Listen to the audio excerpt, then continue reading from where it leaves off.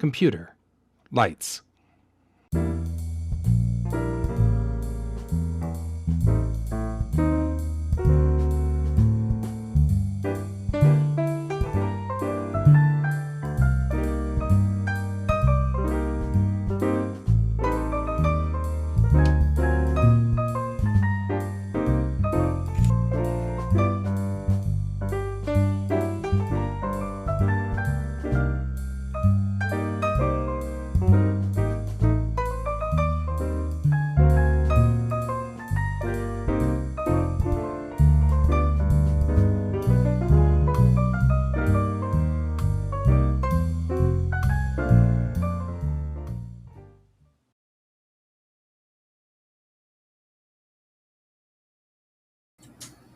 Good morning, everybody, and happy Friday. We don't have music. We need music. We need music. There we go. We have music. Okay, so looks like we had a computer crash while I was trying to fix a problem with Daz Studio. And so we're going to have to deal with that fallout today, but it also looks like we are not going to have anyone else on the show today. Pepper is still working on his he's got a big show in the Springs today, or not the Springs, in Drain Junction somewhere. He's on the other side of the state starting tomorrow. So he's got a lot to do and stuff like that. So he'll be joining us later. In the meantime, we're going to continue working on pages here. And we were working on this Wednesday, and we're going to continue on that one. But it looks like I crashed out my computer somewhere along the line because I was uploading data to a Dropbox account, and I've got a ton of data. And it is uploading very slowly, apparently. So we still have another 8 hours of upload to go, and I really need to just set up my Surface over here and make it my upload thing, and that's its job, is to upload these things instead of uploading from the main computer here, because clearly we're having a problem with the main computer uploading and doing everything else. So anyway, so the long and the short of this is we have lost out on our we lost the work that we were doing on Daz Studio, where she was trying to push the computer buttons. That was because when Daz Studio was rendering, it was not rendering 16:9. It was rendering 4:5, and I needed to render at 16:9. So we were fighting with it, trying to get it to render by 16:9, and in the process, we lost the pose. So that's not a problem. We'll redo the pose today. There were a couple of other things. Looking at the pictures, I kind of had a different idea of what I wanted to do with it.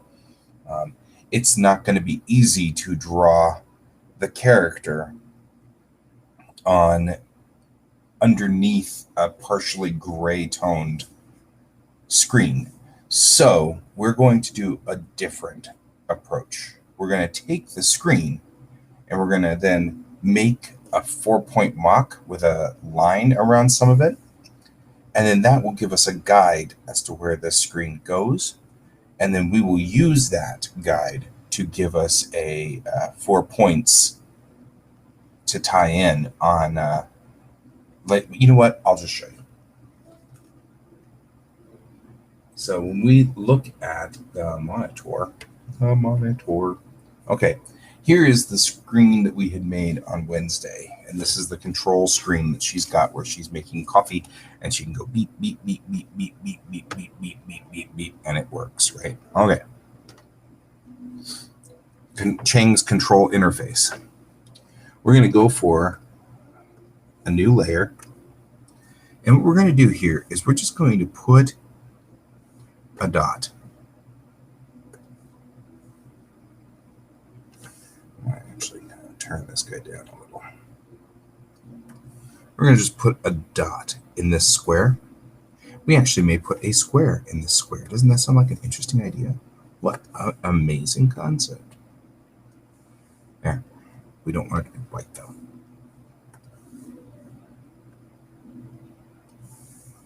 And then we'll put a dot, a square in this square, and a square in this square, and a square in this square. Right?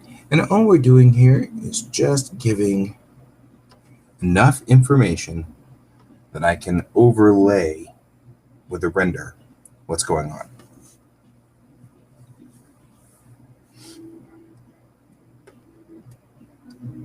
There we go. I don't want to get into the graphics and go past the graphics line on this. I'm going to add another layer underneath this. And you know what we really did want to do? We actually did want to do this the other direction. That's okay. It's okay. It's totally fine, right? Then we'll take this guy and we'll say invert. Tonal correction. And then we will reverse gradient. Okay, reverse gradient. So this gives us 4 white dots. No pepper. Yeah, he's prepping to go to somewhere. Grand Junction. Somewhere. The other side of the state. So he has to do his pages today. And he's getting ready for that. So we're going to save this as, we're going to call this the computer screen transparency. Okay, so this is just a computer screen transparency. Got it? Now we go in here. And once again, I shall warn you that the maquettes are naked. Okay, we'll go in here. We'll create a new primitive. We'll do a plane, and it's actually not going to be that. It's going to be 0.25 meters. Except, and then we will go here. We'll grab that plane that just popped up. I'm somewhat intrigued that I'm seeing the grid through the back door. You hear me? I don't know where he's going. He's going somewhere.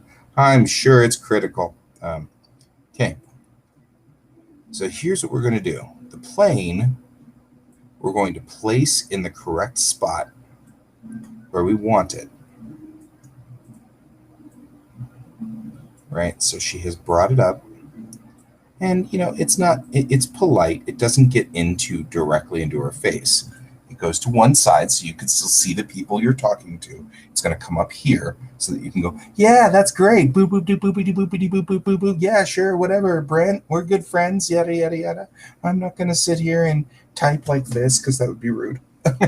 So there we go. We're going to bring it like that. And, I mean, I guess it's completely configurable. If you're the kind of person who really just kind of needs that separation, you know, you'd be like, hang on, let me look it up. I found it. You know, entirely plausible. That's what'll happen. I don't know. It's between people. I'm sure that it will try to tell you that's probably not the most efficient thing to do. We're going to make this plane red. And I'll tell you why. We're going to make it red, and we're going to turn the specular color off. Okay? And then we're going to take its ambient color and make it red. And the reason is because as it lights up, we're actually going to go through here, and we're going to get the opacity, and we're going to browse. I'm going to pull up. I can't see anything, computer screens. This guy right here. Okay? Now what we've got is effectively just 4 very small red dots. Okay? Now this will allow us, if we turn it down just a little, well, we got to turn it up. This will allow us to see where that control panel is and whether it's in screen or not, right? So if she's going to be using it, we now can see these 4 dots and they will render. But now what we can do is superimpose the actual screen on top of this when we render it.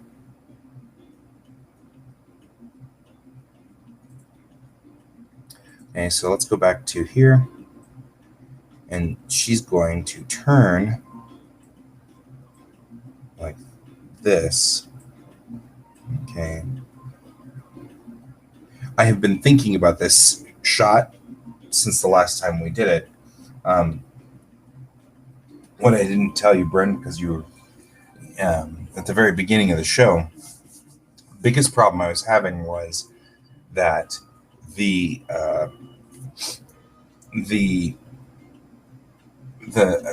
DAZ Studio was for some reason not rendering at 16:9, even though I've got the renderer set for 16:9 over here. It for some reason constrained proportions was constraining it to 4:5, so it was constraining it to TV. And really, honestly, we want this to render out in 16:9 because we want it to feel like a movie. So when you have constrained proportions to 4:5, the aspect of the camera changes and things get closer. Everything looks a lot closer and crowded in. And what we really want is that open feel like you've got whenever you're in a movie. So once you open it up and then put the lens to 35mm, everything in the background is going to now render correctly, like it looks like it's a widescreen, which is the way that artists will draw in a comic book. They'll draw in this open feel because they've seen it in movies. Since we've got a computer assist going for us here, we want to make sure that the computer is at least thinking like our comic artists do. So we've set up this position where we're going to put the perspective view here. Now that we've fixed the control panel here, let's go ahead and do this. The question really is, did I make this harder for myself by doing this way? We'll see.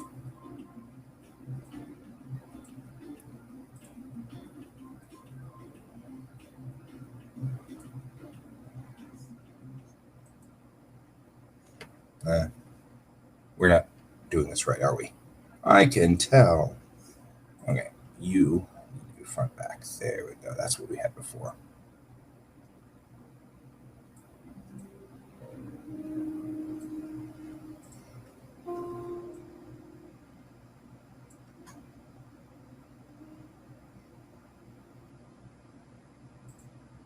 So there's the screen in the way, naturally.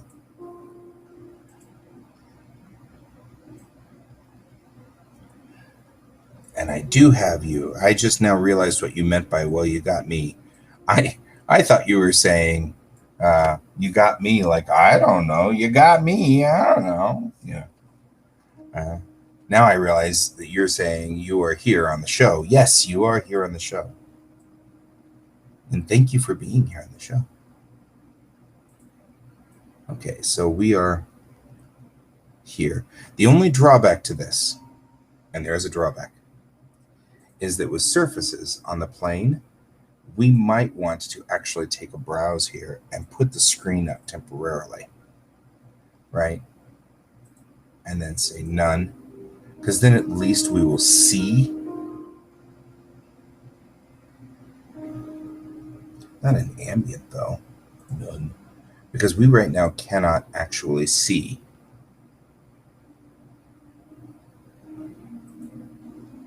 That's not it. We actually cannot see what she's pushing. Hang on. And we can't see whether it's upside down or not. Clearly it's upside down. That's fine.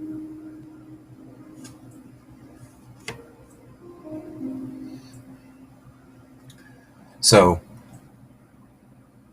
the reality is that, okay, what was that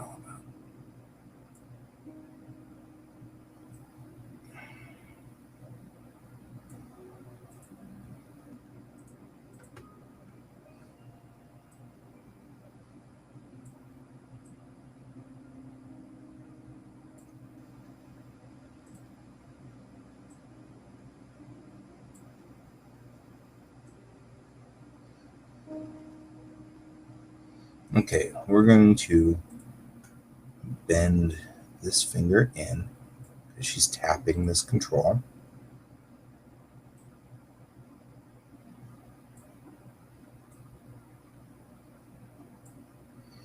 Right.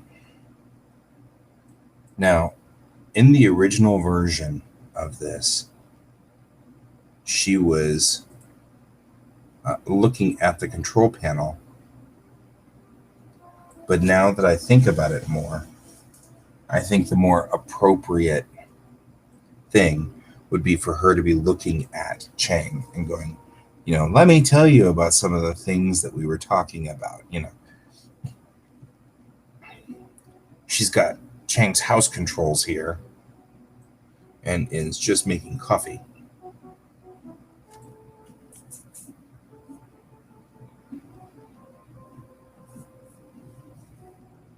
The other thing that should be happening is there should be a coffee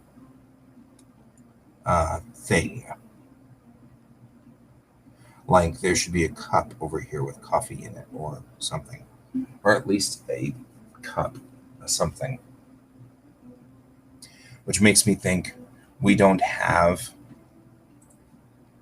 Move Lynette out of the way. All Lynette's doing is getting in the way. There. We don't have like a mug for her. So I'm trying to decide whether I should stop now and make a mug. Wouldn't take but like 15 minutes. But it would require a lot of effort. And I don't know, you know what? There is a cylinder, just a normal cylinder. Wonder if as studio cylinder, they're called something specific, and I have just completely lost the name. Come on. When you have a texture and you have a template. Woo! I don't know why that was so difficult.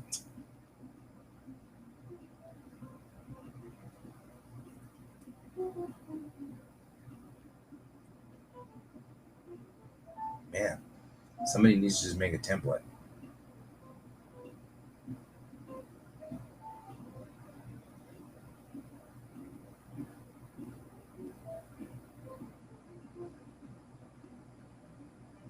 Well, I'll be darned.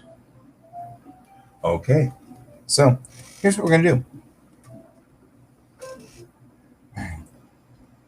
We're going to say create primitive, take a cylinder, length 1 meter, diameter 0.25. That's fine. Probably shouldn't be that though. 0.25 meters. It's about 2.5 meters. And how big is this? About 2.5 meters there. Right. And its diameter, maybe, I don't know, 0.10 meters. Right. So let's just very quickly let's find that cylinder and then select it. It's a little high, but that's all right. So that's what it should be, right? Thereabouts. No problem.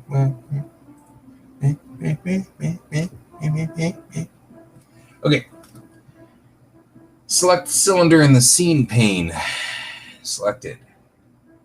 Select the surface in the surfaces pane. Surface. Selected. Then select UV view.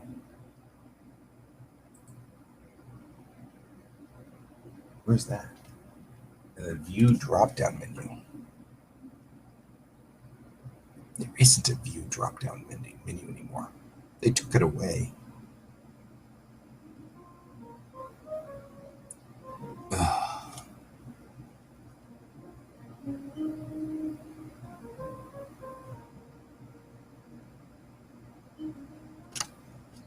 Works right up until you're at a different version of this.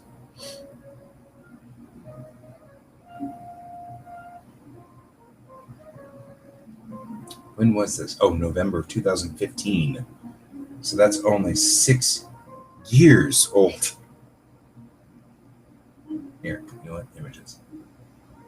Somebody has got to have made this already somehow. I mean, I can't imagine that there isn't a template for just a normal UV cylinder.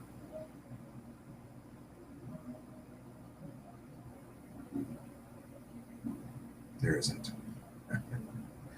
Oh, God.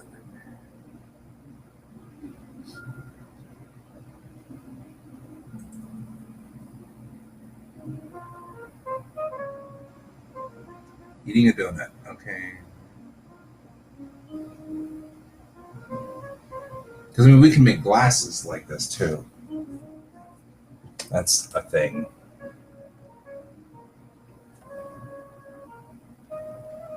No, that's not what we need. If we've got just the control over this, this isn't that hard, and it's really easy. And God, why is this so hard? Why does everything have to be difficult? Okay.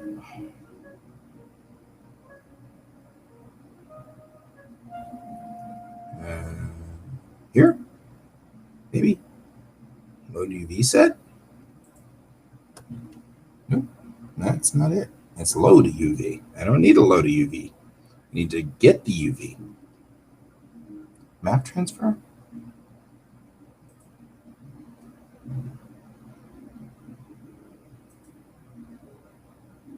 No, that's transferring it. Not letting me see it. Texture Atlas? Oh, maybe.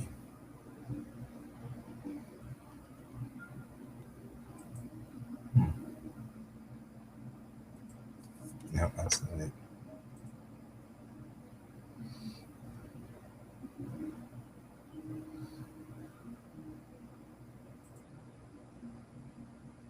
Man, it shouldn't be this hard, guys.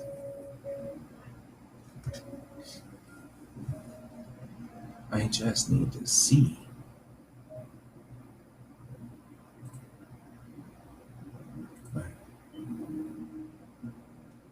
This guy actually did the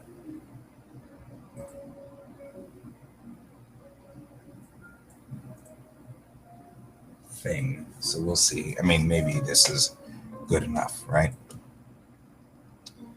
Well, we can always hope anyway. I don't like being accurate within like a billionth of a zillion pixels. Be accurate by 100 pixels. Mess. So the guy screenshot. Oh God. He's okay. This is his screenshot of it. Oh no. Okay. You know what? We're gonna do best guess on this. New. I'm gonna do a new one here. I'm gonna do 11 by 11. That gives me a square.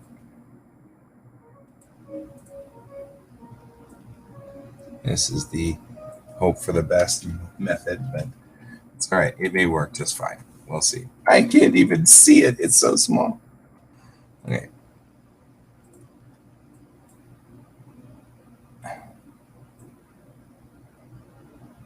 Did it just flip? It did. It's so tiny, it's flipping.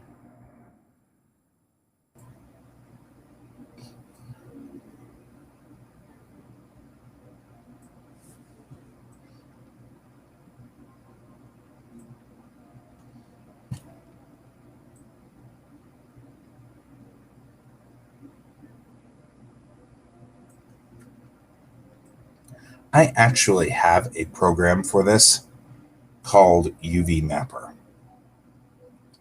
And this program allows me to map these UVs, but I'm running right now 1, 2, 3, 4, 5, 6 programs, and we had a crash yesterday. So I'm loath to do it. So, okay. So what we're going to do instead is we're going to do this and literally hope for the best. That's what we're going to do. We're going to hope for the best. Oh, for crying out loud. Really?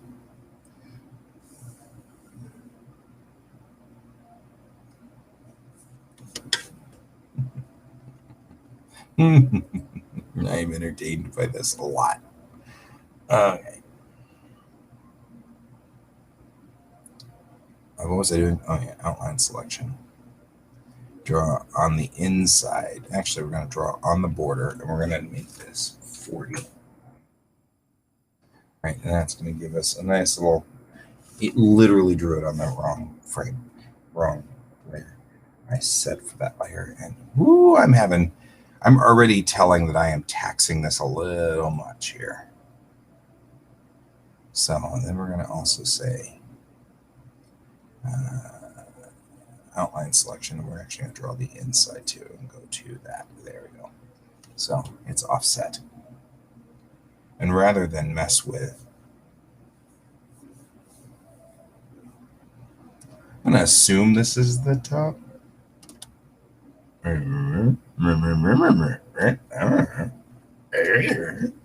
Hey, group. And we're just going to copy this guy. And this will be the bottom. We'll just make this the bottom. And then if we have to flip it upside down, we will.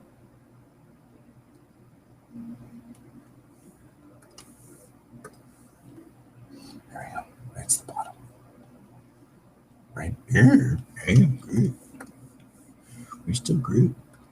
Okay. And take the rectangle tool. Take the rectangle tool and go along the top of the cup so that it has a lip. Like so. And we'll go to the bottom so that it also has a lip. And then we have to make it a space cup. Right? Because otherwise it's not a space cup. So we're going to do this, and then this, and then we're going to select a line tool and make this huge. And go like, that's still not huge enough.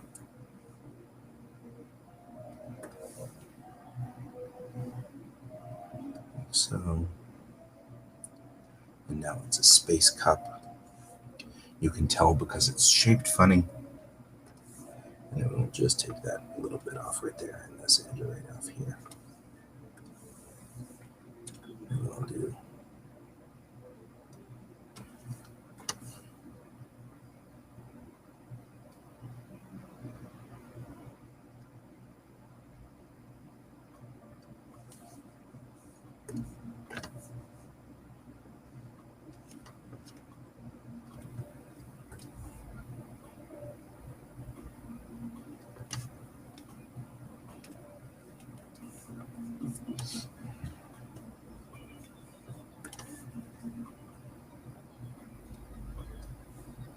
there we go. Now our space cup has space cuppiness. Right? I need to work here, right? We're going to take this, we're going to do this, and I'm going to make a big, huge opening in the middle so you can see what's in your space cup. Right? It's a space cup.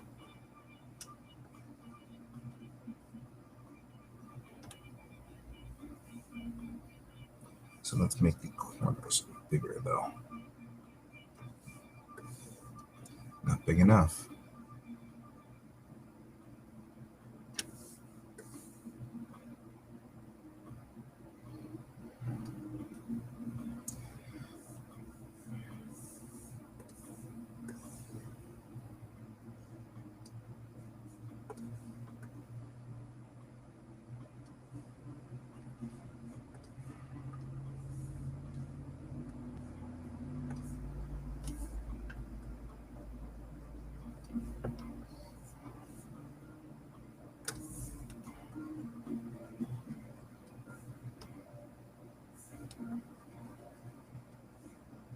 There we go.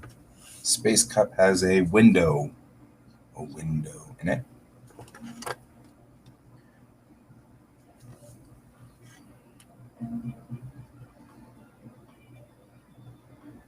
Yep, this is good. Das gut. Gut. Das gut.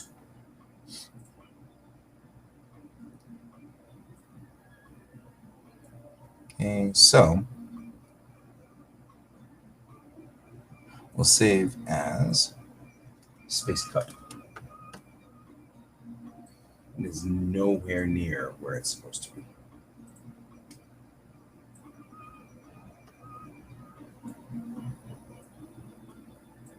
Computer screens, that works. And we'll do a new folder and call this items.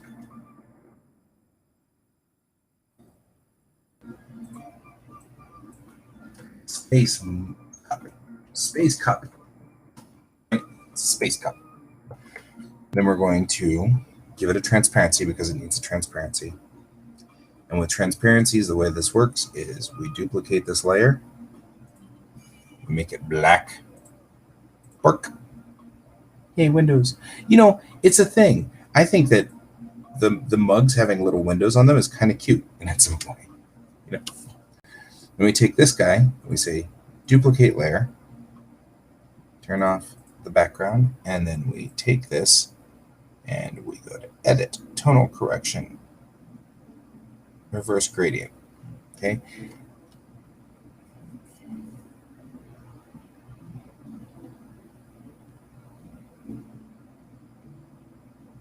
Nope, this isn't what we want. Actually, they'll both work together as a perfectly fine thing. So what we're going to actually do is turn that off, turn this back on, because this guy I want to be just a little bit not transparent. So not 100% transparent, it's the little window. So we're going to do that. The way that transparencies work in DAZ is that things will be they'll be the gradient is white is absolutely opaque, black is absolutely transparent. Anything in between is not transparent.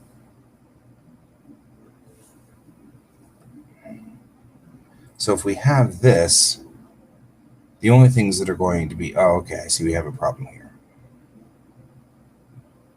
Because really, the transparency needs to read, this is not transparent. This is not transparent. This part, it needs to be inverted, is what it is. So we're going to do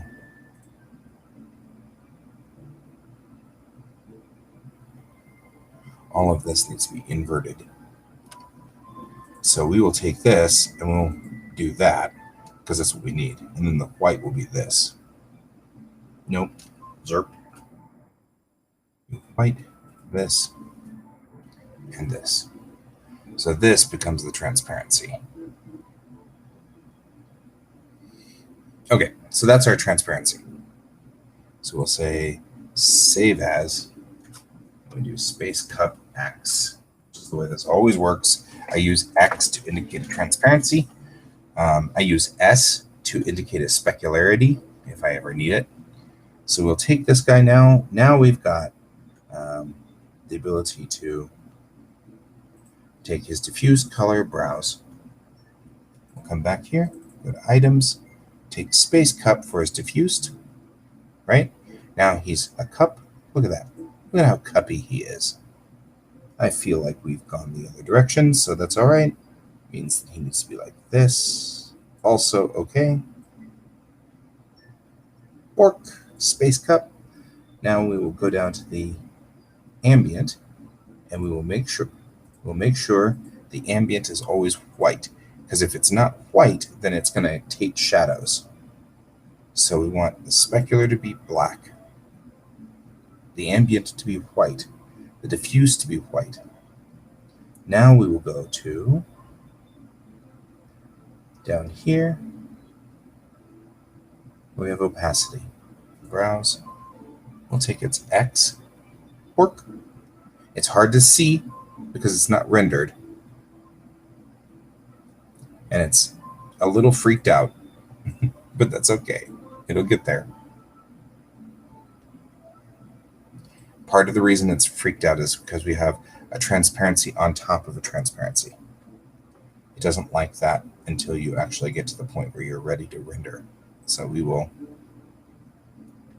move it over here and put it on the table so that it's actually in its spot where it's supposed to be.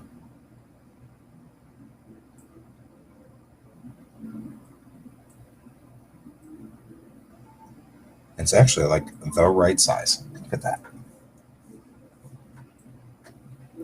So we will now check it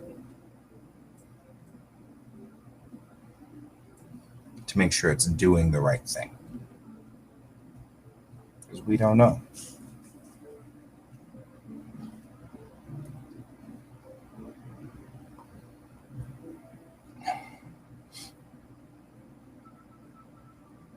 I like how the rendering takes up so many cycles that my fan right here is like doing the like it's stuck because it's only rendering about the same cycle as the fan, so it ends up making the fan look like it's going instead of actually spinning. I think that's funny.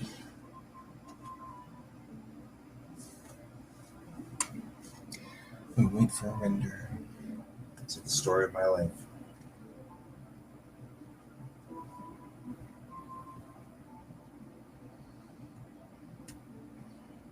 Almost done. Almost there, guys.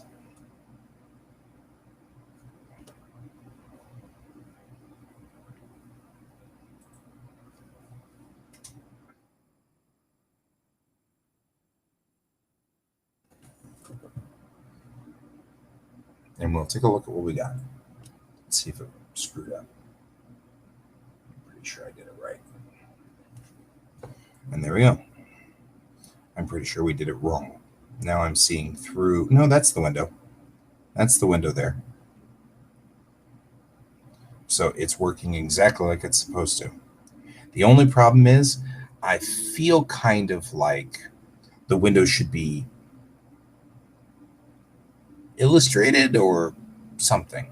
Like, let's go back and take a look at it. Like, here's the window on this. Right? Here's the window. I feel like we're not seeing it. You know what I mean? Like, I feel like that's what needs to happen here is Control-Shift-I. Is this what I want to do? Is this what I want to do? Is this what you want to do with your life? Control-Shift-I. We will go ahead and do a outline selection. 40 is fine. We'll draw on the border. That'll give me 20 on either side. But I really need to make sure I'm in. Oh, it's not going to do it. Okay. There you go. Outline selection. Draw on the border. Okay, so this is going to give me just a little bit of a black border on this. Maybe I want more than that.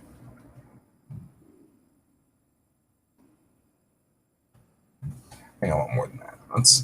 Let's go ahead and say outline selection. We'll draw outside and we'll do a 40. There we go. That I think will be a little bit clearer because I think what's happening. Good morning. How are you doing today, Colton? We are doing 3D modeling. And you're not. Or you might be, but you're not doing it yet, so that's okay. So there's no way to load and unload texture maps, so we're going to have to do a save as and do Space Cup 2. Still one of the things that's a glitch that kind of frustrates me about Daz Studio. Okay, so let's go ahead and we're going to change the diffuse color, browse, and we made Space Cup 2 with a border. right? And now you can see the border, right? Which helps. And I know that it's really flaky and weird, and I get it. Let's make the width 1000 for right now.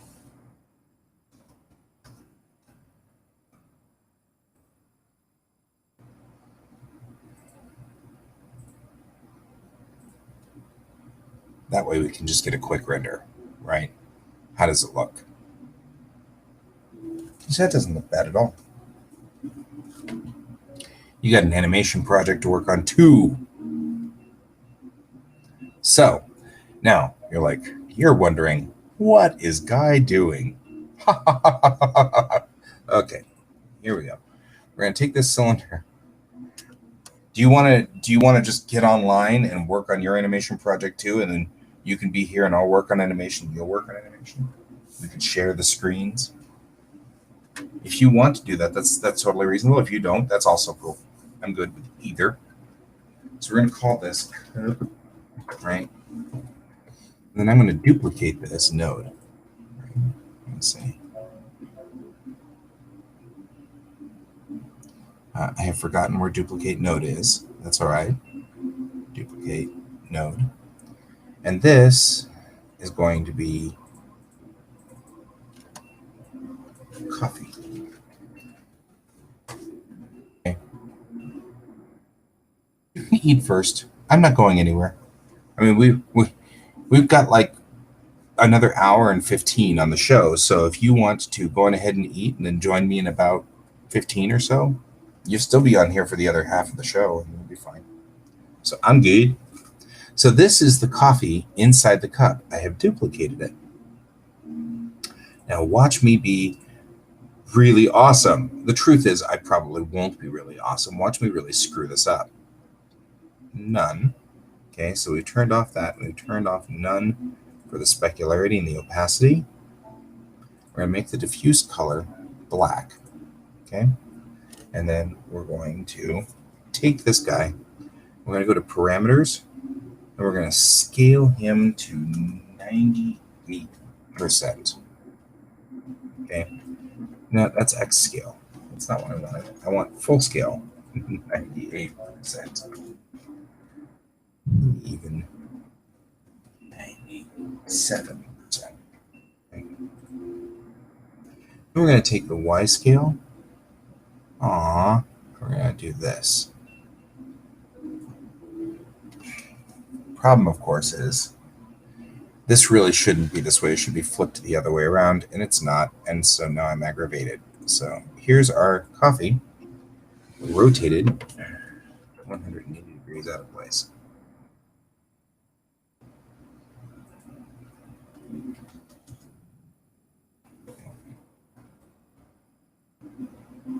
Why is it cattywampus?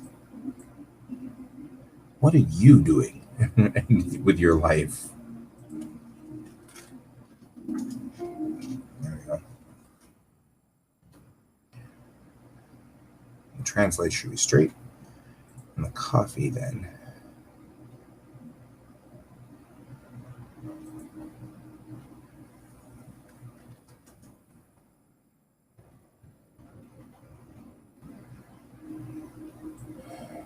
There we go. That's what we're looking for.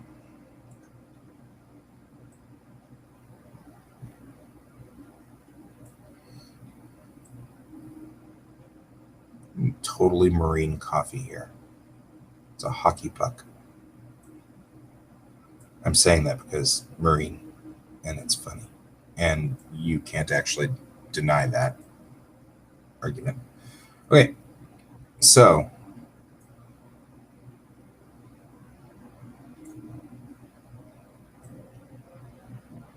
here's how this works.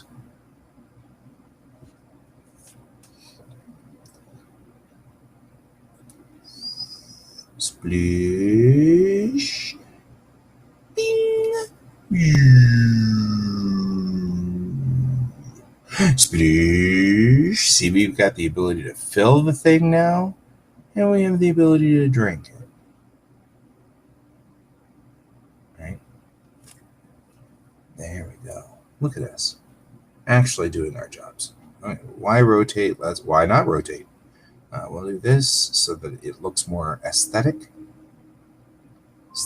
pleasing, like so. And we will now make this a temporary render to show that the coffee is brewing. Okay, cool. Close. Now that we'll take the coffee here, and in this instance, we can totally have a specular on it because it's a liquid, right? And that will be fine. And then it should give a little bit of a shininess to it. It doesn't, because there's no lights shining on it directly, but that's okay. I can go through and put a shininess on it too, and that'll be fine. So now the coffee brews. That's what we were after. Whether the coffee brews or not.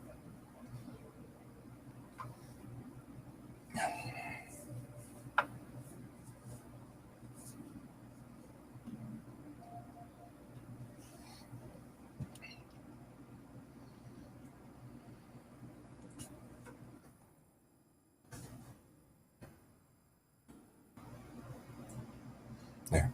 Okay. Now we'll return the render to its ludicrous size.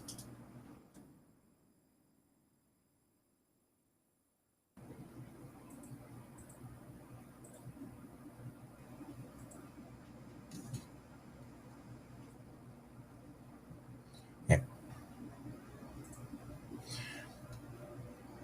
It's kind of a bummer you weren't here earlier, Colton. I was talking a little bit about like how to rig cameras to take advantage of it actually looking like cinematic effects, because actually comic artists draw in a cinematic style. So the style is wide and open unless they're intentionally trying to get tight and close. And so I say it was too bad, but we're rendering. So what the hell else can I do except talk?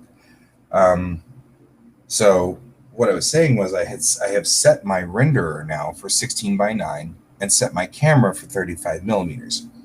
And this gives us the same effect as a movie cinema.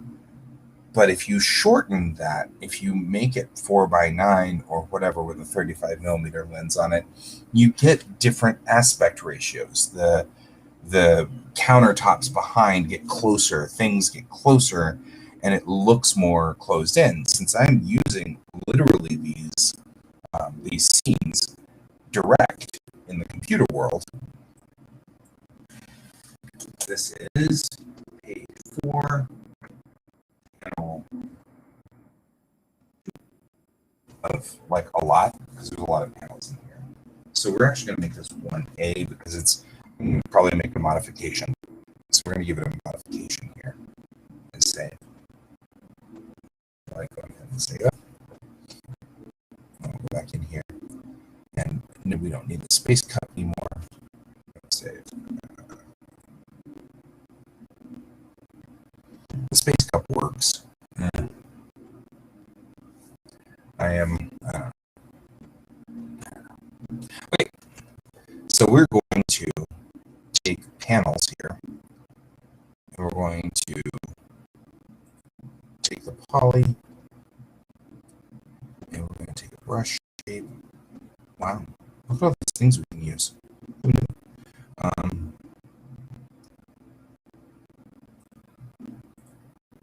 Turn the anti-alias in a little. How do I get a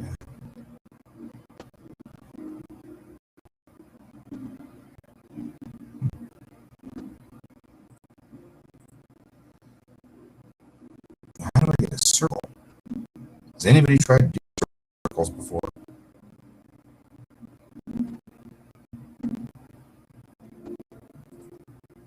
Like that. All right.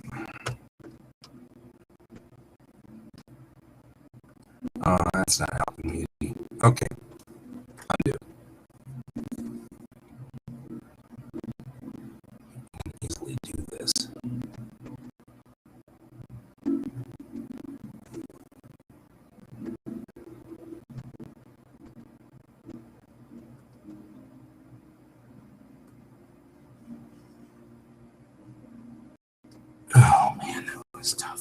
much harder than it needed to be.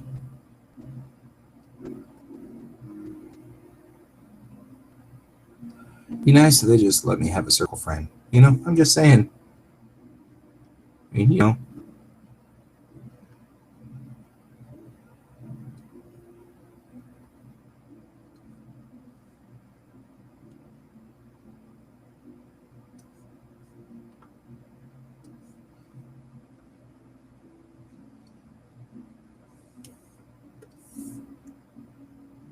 There you go.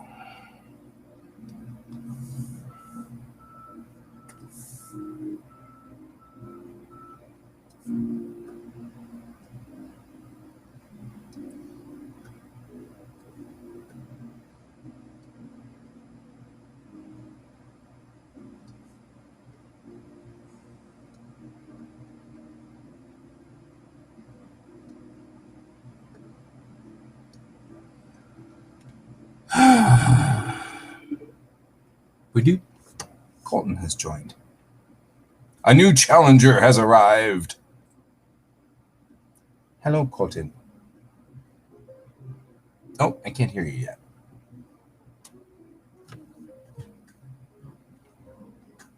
You may be trying to figure stuff out. I'm going to turn off the music until. Yeah, Circle and Clip Studio for frame is what I'm doing. Still can't hear you, so I am assuming you are still trying. Now, that sounded like something. Okay. There we go. That's you. How's it going? It's going well. Going well. Need to turn you up a little there. Looks like. I just need to move my mic closer. Yep, there you go. Yeah, because you're pretty quiet. Yep. So, yeah, I'm trying to make just a circle inset frame for this because we need to bring in that coffee cup I just did. The render of the coffee cup.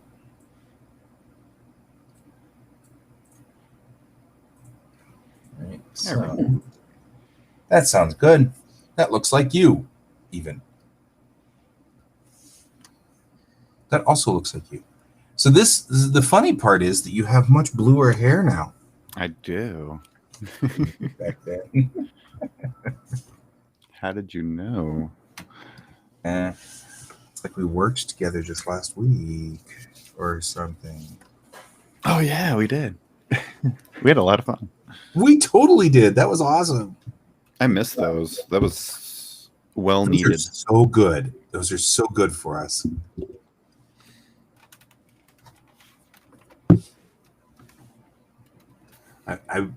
I went and hung out with Bob and David the other night at a Starbucks, and we just kept trying to draw more and more and more of those. Oh, really? Yeah, it's so good. All right. The good news about this frame is that it is already done. Look at that. So all I have to do is go in and just do some like little bits need to be fixed.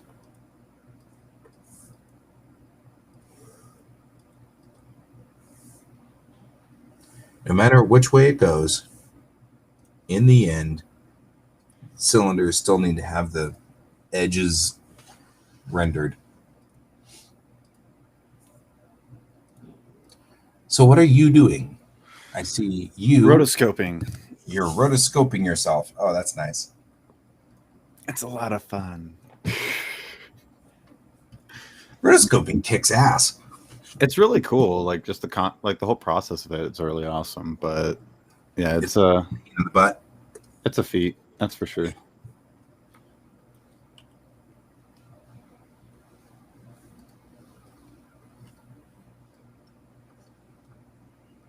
Right now, I'm just going through each picture to make sure I'm getting the right one. Right motion.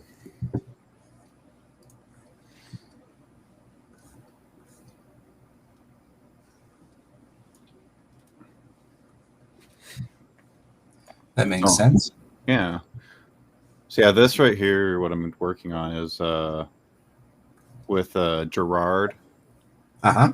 and Wynn. Crozier, and I don't know if you know Stefan, but G at the beginning of the pandemic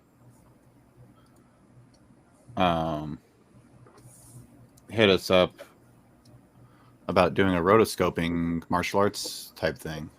Oh, cool. Me and Win, since we both have martial arts backgrounds, and we're like, yeah, sure, why not? And then, Why not? oh, we're gonna rotoscope it. I'm like, oh, what's that? And then learned out what it was. I'm like, oh yeah, that's simple. It's not difficult as you think some days. Bless you. Thank you. I tried to keep the volume down. Sorry. Oh, you're good. You pointed away from the mic. You're fine. Yeah, right. But yeah, so yeah, that's what my side project I've been working on with them is. That's pretty kick butt. Thank you.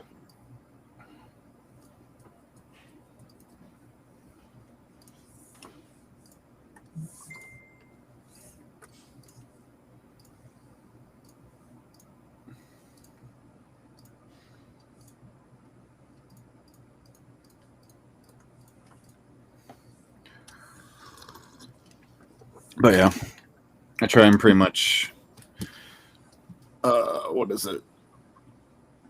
Knock out about, put up 5 frames each and then work on them. Yeah. That works.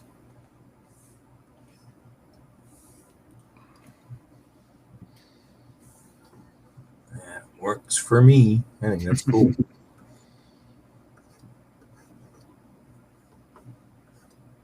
I, on the other hand, am trying to make burbling coffee. Not as easy as Burbling? Yeah, like, so the little circles on her desk, you just put a coffee cup on it, and it puts the coffee into the cup. Oh. So you just sit it on here, and it just fills the cup up. So I'm trying to illustrate that. That's fair. I'm like, man, this is kind of difficult. See as it looks.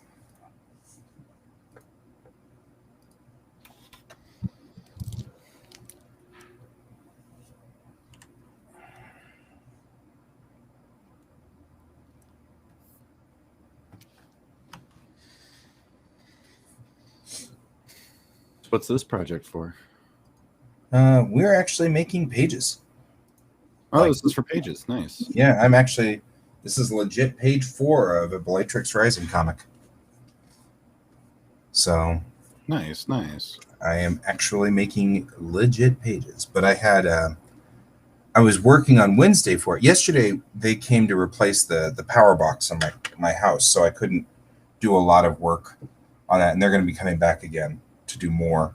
So we've got a couple of days where the system is offline and the computers are off and stuff like that. So I couldn't do anything yesterday. But the day before, I was working on the maquettes in my dad's studio. And for some reason, even though I had it set for 16:9, it was rendering in 4:5. And so I was getting a different aspect ratio out of the render. And so I didn't want to just different. So I was fighting with it and struggling, and it took, a couple of hours to figure out. It's a glitch in Daz Studio that I'm working with right now, which is the glitch is that it is when you have constrained proportions clicked, it constrains it, but it constrains it to whatever it thinks are the proportions it should constrain it to, not in fact to 16:9. So it thinks that it needs to constrain to 4:5. So when you render, it renders it like television. And that's what I was saying at the beginning of the show was when you do camera setup in 3D, you kind of have to set up a rig in which the camera sees like a cinematically. It sees like a movie camera. Mm-hmm. So you actually have to send it to render 16:9, and you have to have the camera set to 35 millimeters. Otherwise, it won't do it right. I'm going to stand up, though. We've got to stand up. We've been sitting for an hour. You're young. You don't have to stand up yet. No, I'm going to be at work later, and I'll be moving around like crazy. Yep. Well, this weekend, I've been setting up slowly to rearrange my office. Mm-hmm. And I have these doors out in the garage that were closet doors once. And we took them off the closet and replaced the doors and stuff like that so that they have different doors. So we have these like unused doors sitting in the closet or in the garage, I mean. Mm-hmm. And I'm going to take them and we're going to bolt them to the walls at about this height. So about here. Okay. So that I'll have permanent standing desks going all the way around. Then I'm going to put all my monitors and stuff up a little higher and then bolt them into the walls and stuff like that into the desks. And I'm going to move the tablet so that it's sitting right here so I can look out at the park across the street. There's a nice little park across the street that's directly out that window. I'm going to take this guy and move him over here. And then we've got another door. So there's 3 doors out there. They're 8-foot doors, right? Mm-hmm. So we're going to put half of one here and then put a full door here, which should go over the window about this far. Okay. So go past the window by a small amount. And then that'll allow me to have a desk that actually does look over the park. And then we'll put one over there and then put this guy, put him right over here. And that should open up the center of this office really nicely so that I've got just a big open area. Nice. And then that will help, and then of course, what's been happening is I've been getting a whole bunch of leg cramps at night. Like after about 4 hours at night, my calf will cramp and then I have to stand up. Or like a couple of nights ago, I actually had to literally walk around the house for about 15 minutes. Well, I'm wide awake then, Wow. So if you walk around for 15 minutes, you're just wide awake. There's nothing you can do. So Are you drinking enough water? I am. It's not a water thing. Oh, okay. What's happening is it's sciatica. The nerve to my legs is getting pinched during the day while I sit in this chair. This is like the worst chair to sit in ever. And so it's pinching a nerve in my back. Uh-huh. And what I have learned to do is I lay on my back on the floor and put my legs up onto this saddle stool I've got over here. Yep. And then if I lay there for about 10 or 15 minutes, my back will pop into place. Everything releases. Yeah, as it starts. And then I move one leg down and that'll pop. And then I'll move the other leg down and that'll pop. And then I don't have the cramps. Nice. But what happened was when I went to Texas to deal with my father's final arrangements and stuff like that, Mm-hmm. I spent the entire time walking and standing. And I never once had a single cramp. Not once. Because you were constantly moving. Because I was constantly moving and constantly standing. So, or sitting in nice, comfortable chairs, like a recliner sort of chair instead of a desk chair. So on the way back from Texas, my wife and I were talking, and she was like, well, maybe what we need to do is put everything in standing desks. So we've been kind of designing, how to make this office into a standing desk office. Mm-hmm. The other major benefit to it is that I'll be able to set up a rig back here for putting up green screens and things like that, so that I can do cameras to the green screen. So you'll always be in space. Right. So I'll always be in space. More along the lines of, hey, you see what you're doing right now? If you really want to do that with good lighting and cameras, I'll be able to do it because will have set up this office to actually have a workspace in the center for exactly what you're doing. Right. So future stuff like that, you could just say, hey, Guy, can I come over and film that? And I will say, yes, you may come over and film that. So you have a filming studio. That'd be nice. That's the idea. So I'll have a nice little filming studio in here. I'll be able to bring up. So this huge bookcase back here, I've been sort of working it to be a various filming concept design place. Anyway, that's what I've been wanting to do. Mm-hmm. With this changeover, all of this stuff that's kind of piling up right over here will go underneath these standing desks because they're standing desks. Right. And I will be able to put a curtain up across the bookcases that I can pull down, fold up, and whatever. So you'll come over and say, I need a white screen, and I'll just have a big, nice white blanket that I can put up there. Mm-hmm. The other day I was doing pictures of I was doing pictures. I'm going to switch over to my monitor and do work while we're talking. I know, amazing. Concept. Right? What a weird concept. So I was doing, the other day I was doing photographs of items for NDK because we got charity items that we sell every year. Mm-hmm. And so I was doing photographs. I was photographing the charity items. And I had set up a really interesting stage where I had rigged up over here this nice kind of fuzzy blanket that I've got. Yeah. I bought it for this very thing. It gives kind of a nice snowy effect to things. Nipples. So I went to Target and I found this floofy blanket and I'm like, oh, this is great. So I use it for this very thing. And now, right now, my cat is using it as a bed naturally because that's what happens. Yep. She's totally happy. She's totally good. She's like, I got a bed. It's all fine. So thank you for the new bed.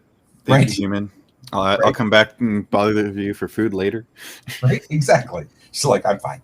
Anyway, I put that up here and then draped it over a long-standing or tall pedestal, and it looks great. Then I put light. I put one of my lights aiming to the background and set it for like a red because my lights are LEDs and they can set for any color.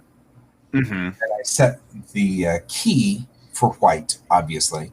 But then I set the fill for like a yellow, a nice yellow. And then once I did, I had this beautiful like splash of color all over this white blanket that kind of went really nicely. It looks so cool. So Nice. I'm looking, I'm like, I'll do the same thing here. I'll just put hooks up on the top of my bookshelves over here. Right. And I'll be able to drape that from either side of those hooks. And then once I can drape it, I can block this entire area out and then do photography back there. Oh, cool. So you can shoot this way Mm-hmm. across the room. Nothing will be in the center of this room, so it won't be a big problem. It'll be a big open area in the center. So, and coming in tomorrow will be the air conditioning unit that's going to live in here, Nice. which is critical since it's like 4,000 degrees all the time. I actually don't work in the afternoons right now because it gets It's too too hot hot. in here. Yeah. Well, this window is the only window in the glass door here is the only window in this room, and it's south face or it's a west facing. So as soon as the sun starts to set, the sun comes straight in this window. Right. What is Daz's studio? So Daz Studio is, Poser? Yeah. It's Poser, except free. Oh, is that what they went to? No, Poser's still out there. free. It's free. For free. Okay. So they make their money off of selling clothes and hair and things like that for the Textures. maquettes Okay. and textures. I make my own textures, so I don't care. I really That's fair. don't. I make my own textures. I make my own models. Otherwise, I feel really guilty about doing this because I'm effectively tracing, and so I feel particularly guilty about it. I know, but I mean, like in certain aspects, like tracing's not bad. Right. Well, and all I'm really doing here is using the maquettes to keep me honest, if you will. Right. So No, I don't I have get to spend forever, erasing eyes and redrawing them because I drew them like this. Right. Well, I mean, I know that's what I'm doing. I'm just tracing. Well, you're doing rotoscoping, which is a different critter. And it is practically But- tracing, yeah. But I mean, I've also, I don't know. I've been, it looks cool though. Thank you. No, I know. I'm just giving you crap, but No, it's totally cool. No, I actually had a discussion about this on Wednesday. that when you met with Because- Bob and then.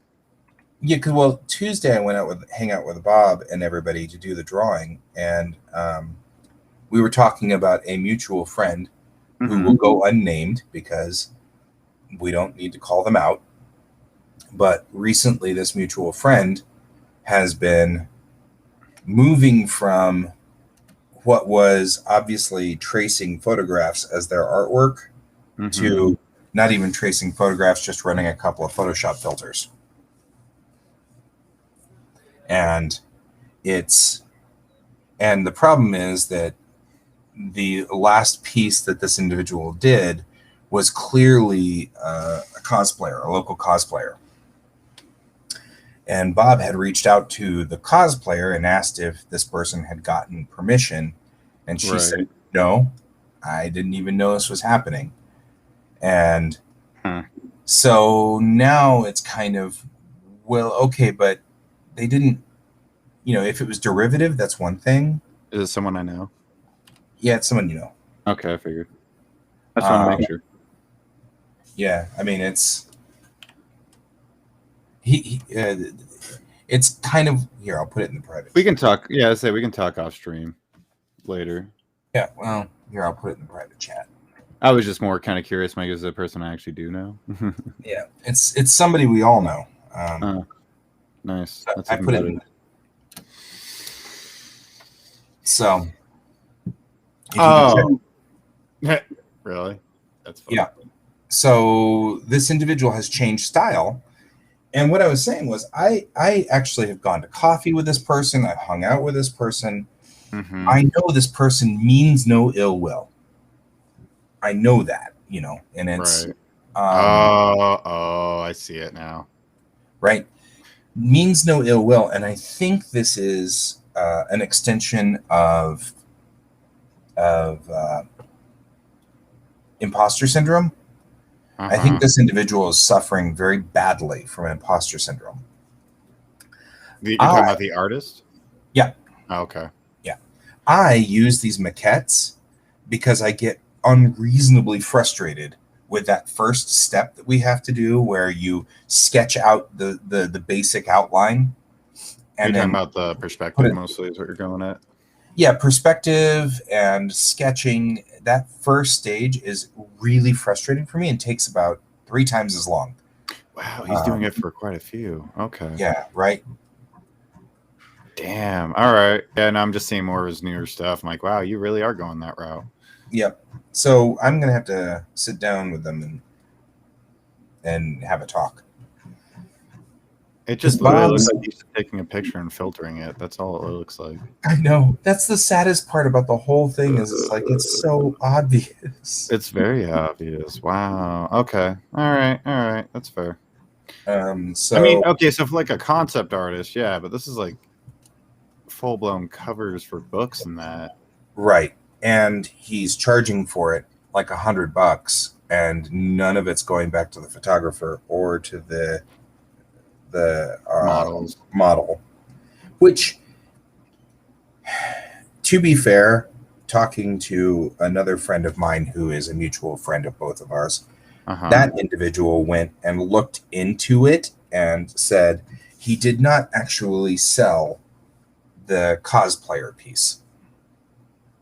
Okay. So it is so the only things he's selling are pictures that you can't easily find in a reverse image search. So it's entirely plausible that this individual is on the level. It could be. You don't know. Yeah. Yeah. That's fair. And so I'm hoping that, and like I said, nice guy. I know he doesn't mean ill will. So yeah, I was about to say the same thing. I was like, I've talked to him once or twice. He seems nice. I just never really. Just fine. He's a good fella. There's no issue with him as far as. So I'm going to err on the side of caution that he just doesn't realize that it's as obvious as it is. Yeah, I'm hoping. And honestly, my thought is that probably what's happening is he's doing it because he's suffering from imposter syndrome, just like I do. And where I use these maquettes because I get so frustrated with the sketching stage that it takes too much time for me to do a comic at speed. My rules, though, are that whenever I do anything not comic related, I can't use the maquettes. Like, I make that a rule for myself so that I can keep myself still practicing to draw, from the Right. I mean, I guess build the masses. Yeah, I guess the everything question I like have that. for you then about that, for like concept artists and things like that, they do photo bashing a lot. Sure. A good portion of them do, especially when you get into the hyper realistic concept art. Yeah. How far is that too far when they're using that, if that makes sense? Right. Well, I feel like for concept art, that's a different story. You're trying to show people what you think this scene should look like. Mm-hmm. And we're not going to use that in the production. True. That is You true. know what I mean? Like, the end result of that is Yeah, I not, guess you're right, because it's just more the concept of it. They're not really paying you for they're paying you for the job, they're paying you for but the job. they're not buying the piece, because that piece is actually going to go into a 3D rendering and a 3D modeling, Or and whatever. they're just completely scrap the whole piece afterwards. So yeah, I guess that makes sense. Never mind. But using it for like a cover where everybody can see things like that, yeah, I can definitely see the differences now. And that's why it's really important to me that the piece of this that actually ends up in the comic book is all my work. Mhm. Right? Like, I did all of these models. I built everything in here. I designed all of it. I made them in Blender. I mapped them. You know what I mean? And then the Right. only part that's Daz is this maquette, which I will draw over. And there will be nothing from the maquette that ends up in my comic book. Right. No, And that that's makes sense. I get it. That's important to me. No, But I mean, I'm with you on that same aspect as well, with because I know a lot of people that do use like maquettes and that for their drawings and whatnot, but they're using them more for like what you're doing right now, is like figuring out the perspective. They do a quick draw over it, and then they do all their own stuff to it. Yeah. So I get it. Yeah, but it is, for me, this is definitely imposter syndrome. Mhm. I get, or that not good enough stupid syndrome that we all get when I draw them freehand, because I used to do that. I used to do, what I would do is effectively, let's show you here. I would do without the maquette. So, like, here, let me try to. Why is her hair always like not disappearing? It's extraordinarily frustrating. Anyway, great. There we go. So I would render like this. I used to try to render just like this. So it just had just the background. Yeah. And then I would hand draw in here. I would hand draw the character. Yeah. And that was still slower by far. It was slow, better, you're right. but it was much, much slower. I mean, if you already have your models, I mean, and here's the other thing with yours too. You said you made your own models. Yep. Everything here now, if you look at this scene is now too. So I mean, like, you can move her however you need to. So I mean, you technically own her too. Right. Well, and she has been modified quite extensively. Like, I have changed her body shape and everything. She's not the same as just the standard Genesis model anymore. Mm-hmm. Neither her nor the model of Cochran. She's not Cochran anymore. She's Chang. I have changed the character. Neither one of these character maquettes is the same as it used to be. And the texture that she's wearing is literally a modified texture that I made. So everything is hand drawn on her right now. Her face, I took the texture map from her face and loaded it into, the generic texture map, and then modified the heck out of it. It's not even the same. Right. So it's nobody's textures but mine. The only thing I've stolen, if you will, is just the Genesis 2 model underneath it. But all the morphs, I've morphed the model and changed the model and altered the model, so it's not even the same. Mm-hmm. I mean, honestly, I feel perfectly justified, except that I don't like it. That's fair.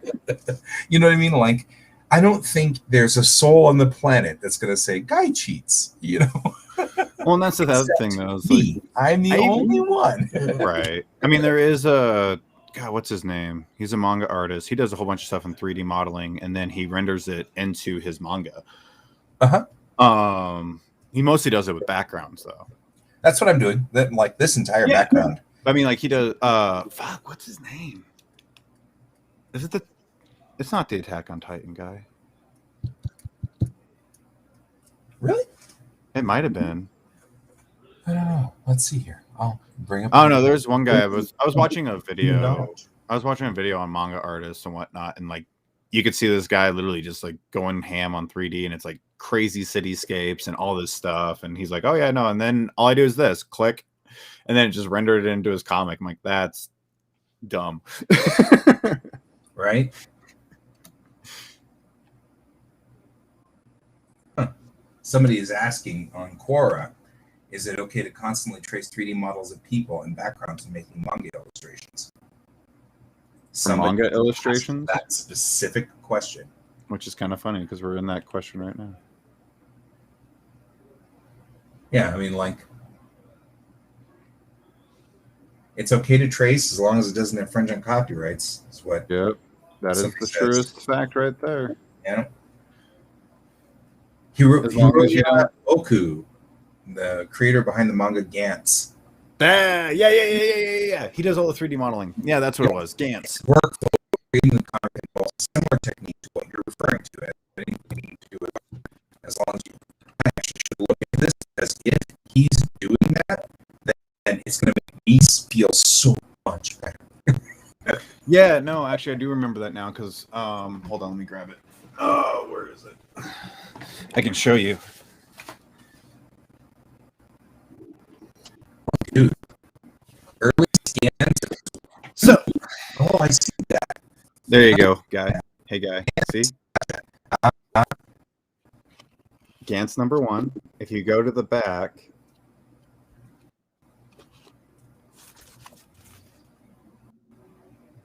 you might see it. It might not be focusing properly, but It's not focusing properly, but that's it. yeah, there it goes. Okay. But yeah, that's all 3D models. He pretty much does like the whole Clip Studio thing, grabs all the easy maquettes, puts them out there.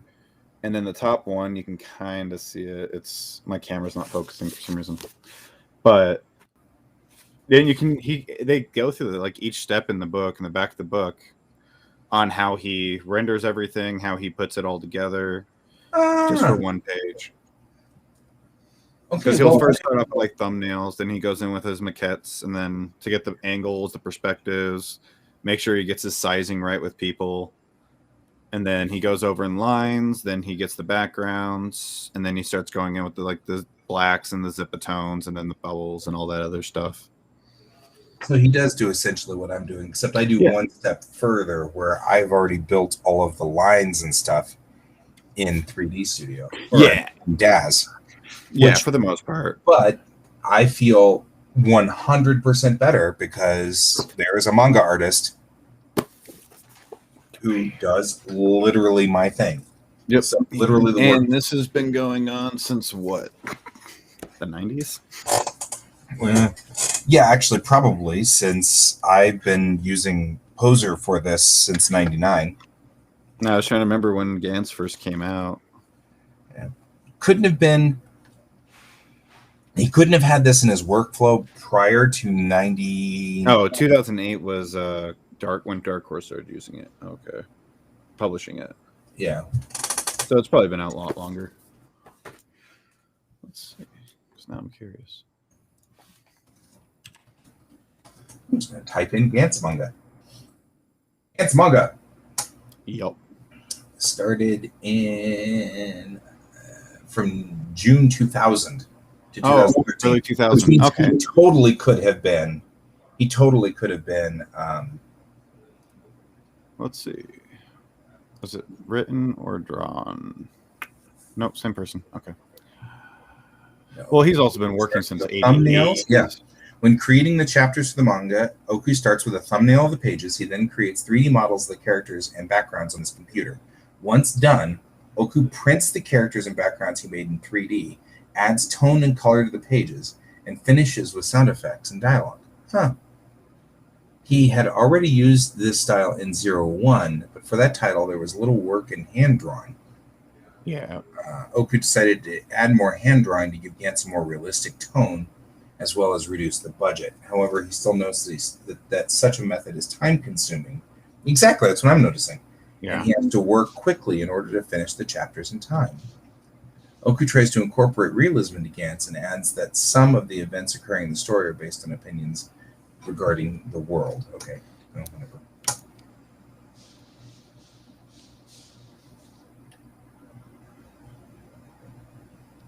Huh. He doesn't censor. That's kind of cool, actually. He what? He does not censor his work. That's So good. anything that's in there, he tries to shorten them so that they're not, we're not belaboring them. But if there's, sex or violence or whatever, he just goes with it. Have you read Gantz? Nope. Oh, yeah. Never It's read very, it. So. it's very violent and sex, and there is rape in it on occasion too. Well, he's totally into the idea of making it as realistic as possible, which is kind of cool. Yeah, no, he's a great artist. I love his work. I have a few of the novels, but yeah, it's not for the weak of heart. Right. That's for sure. Well, now I don't feel bad. Like, literally says it up front, right there. Hi, I trace over my maquettes. Mm-hmm. He's using maquettes from Clip Studio, which I don't use because I actually hate the interface in Clip Studio. Oh, really? I've never used it. Yeah. I was going to one day, and I just never got around to it, and Right. here we are.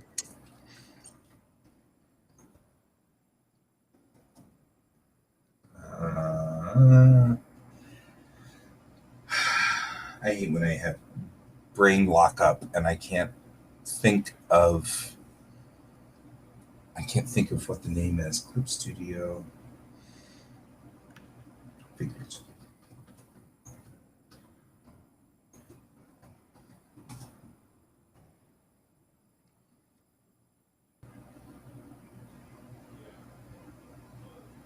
Wonder if there's a way importing Dad's characters into Clip Studio.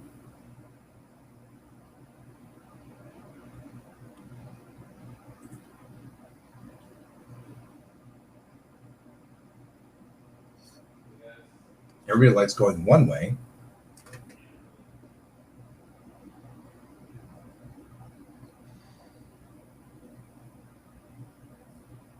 But one of the problems I have with Clip Studio is you can't change the maquettes texture maps.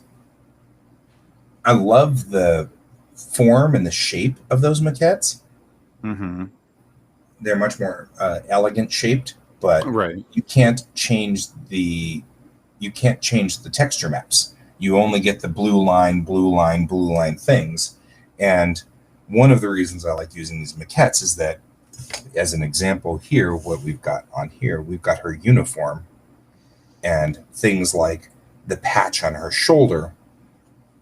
I get a good perspective of it turning backwards. So when I trace the patch, it's in the right spot on where it would be on her arm. Right. Or the patch on her chest, or the way that the center section dips down in the center and stuff like that for the uniforms. And so I like having an overlaying texture map. Right. But I also like the view, the look of Manga Studio. Question for you. Uh-huh. Do you hear any background noise or no? I hear somebody talking, but I can't hear them. Oh, okay. I wasn't very sure. well. Yeah, we have construction people in the house, so. Sounds fine. It's not loud or difficult. Yeah, I just wanted to make sure. I'm like, you probably could hear them. I'm not sure if you can or not. Yeah, they're going to start putting solar panels on my house, and I was asking them how loud it will be for the same reason. It's like, start putting panels up there. We're kitchen remodeling 7 months later. Yep. So they're finally here doing all that, so we actually can have a kitchen. That'd be nice, I would like to cook again. right? I've only lived here in a month, but the people, like my roommates, the ones that own this place, they've had to deal with it for 7 months of no kitchen. Wow. Because right when they moved in, they're like, "Oh, here's the money. Like, you guys can get started. Blah blah. We won't move in for a month." They gutted the kitchen and just never came back fully because of permits and shit. Mm-hmm. Yeah.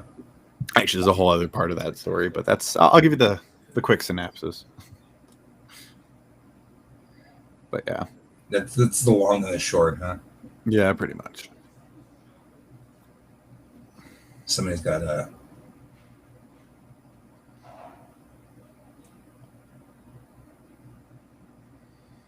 But I'm glad you and Bob got to hang out. Yeah. And David, to be fair. David. Oh, David? Yeah. Oh, shoot. He's still alive? That's awesome. God. I'm joking. I haven't talked to him in forever. Yeah. He's getting antsy that we're not getting together. And actually, I've got to give him props for that. Because he misses everybody, you know? Yeah. I know. I'm with him. I miss RTG days. Those were so much fun. Well, we are getting together now regularly on a regular basis. If you want to join us, you are Where are you always guys welcome. at now? We're still at the Starbucks up at 92nd. Oh, okay. Nice. Yeah. Yeah, so I mean you are welcome to join us at any time. I think we're going to try to make this a regular Monday thing. Like a little meet and greet. Oh, Mondays? Yeah. Hell yeah, I'm off Mondays. Let's do that. Let's do this thing. After I get out of school. You mean after you get out of school on Monday? Yeah. Or after you get out of school, like after you graduate? Because that'll be like many years from now. That's going to be like in 2025, Yeah. maybe 26. Let's do this after I get out of school. I'll meet you guys in 4 years. It'd be great. Nah, so yeah, no, I'm taking a Zoom class this semester because I actually really want to test it out, but also networking. Gotcha. The online classes are great. I've learned so much, but the networking side's the part I know I need the most for, specifically the field I'm going into. So Sure.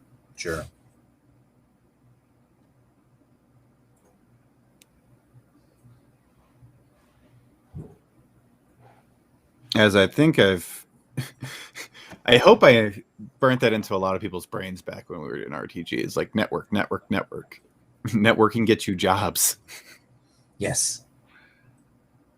Which, hey, you've got plenty of jobs out of it too, from what I've heard. I've gotten a lot of jobs out of networking. I'm not going to complain. You are not wrong. You know? Like, that's awesome. I'm so happy. But like, you gathered that because I think it was like around the first year. It was like when you did that table with us at was it Comic-Con? Not Comic-Con. It Comic was Fest. The Comic Fest in the Springs. Yeah, and you were talking to me. It's like, I didn't realize this is how much more I needed to learn. I was like, oh yeah. Yep. The table side is way different, and you definitely need to network for that side too. Yep. Oh yeah. So, which is great because now I know Tim, and mm-hmm. you know, and that works really well, and yada yada yada. So, beep. She's beeping the control panel there. Look at that. Isn't that cool? Beep, beep, beep. She's making coffee. Beep, beep, boop. Yep, that's important. Okay, let's change this to its. So the other thing is, when I did this a couple of days ago, we did this as a. I did this as a rendering this tablet or rendering this thing in, but since her arm is behind it, I have to draw her arm. Well, I can't draw her arm. It's going to end up drawing on top of it, which needs to be underneath it. And anyway, so I've come up with a different plan. Let the Wookiee win. That's better. Right? Always better. There you go. Board. Make. Oh no, not her. Now she's a blue person. Hey, that didn't work. The plane is what we're doing. The plane in Spain falls mainly on The the question for you that I have right: are the nipples part of the model, or is that just part of the actual suit? both. So I drew that in case there's ever a time where the character is naked, Oh, that I can at least target in on the correct place. So I made I that. thought as- you were doing like a Batman Beyond type thing. No, it's not part of her uniform. No, no, but the maquettes obviously will have nipples if you set them. Yeah, you can give him full blown genitalia. Yep. And since I don't need to worry about that at this moment, whether I'm gonna draw over the entire thing anyway. Yeah, I don't mess with it. I just leave it as it is. And I'm no, not that's terrible cool. for it. I was just kind of curious. I'm like, Yep. Is that what? Like, wow, your comic definitely went a totally different direction than I expected. Right. It's like, look at you broadening your horizons. Exactly. Look at me doing the thing. Okay, you need to be. You're the right color. What's going on here, guys? Why are we having a wig out problem? We shouldn't be having a wig out problem. And we are totally There's the wigging. anchor. We are totally wigging out here. Nope, that's not what I Why wanted are to do. we- What's going on? What did I screw up? I shouldn't have had much on here that was that screwy.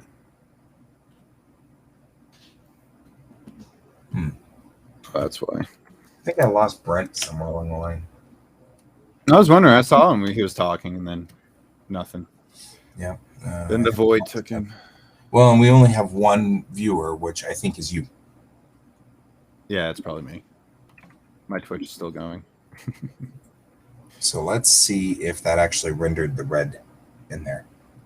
Now I'm going to be rendering, so my computer is going to be chugging here. I'm actually glad I jumped on Twitch because I'm not gonna lie. When you first sent the message, I was like, I'm waking up. I'm like, I don't feel like doing anything today. And then I jumped on Twitch and I saw you were working, and I was like, I really need to get something done today. You are welcome to join me on any other day as well. Oh, I know. I'm just saying though, like you actually motivated me to start working on this today. Yay! So, To be fair, that's kind of what this is all about. I know. Oh, good. Okay, I'm just so happy. it did do it the right way, I think. 'Cause Part of me her is hand- happy that I'm actually doing something right now, and I was like, yeah, I really need to start working on this project again. Yep. Because I was kind of I'm glad putting you're working on that project too. I don't even Yeah. know what it means, but I think it's cool. Yeah. I finished the first it was like 30 frames. Let me see. How many frames was that? Now I'm curious. Was it this one? I think it was this one. Yeah, here it is. That looks so cool. 25 frames. There's 50 layers. I dig it. I like the stylization that you made. Yeah. I'm trying to keep my style like close to G's and Wins of what they're using for it. That makes sense. But yeah, we're doing the. Let's see.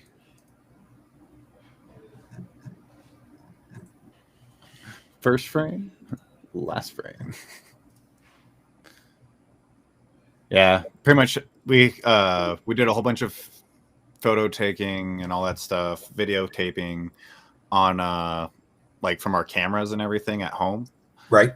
And we would G would record it from his end on Zoom or Google Hangout, whatever one he was on. I would start recording on OBS.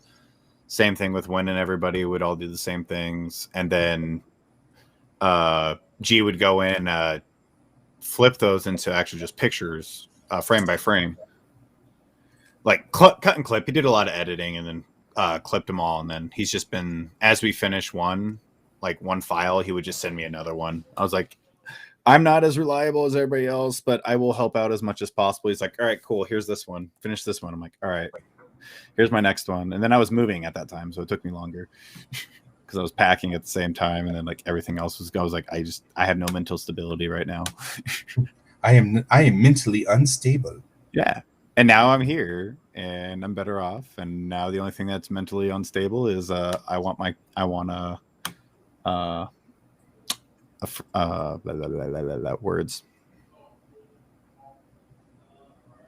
I want a kitchen. There we go.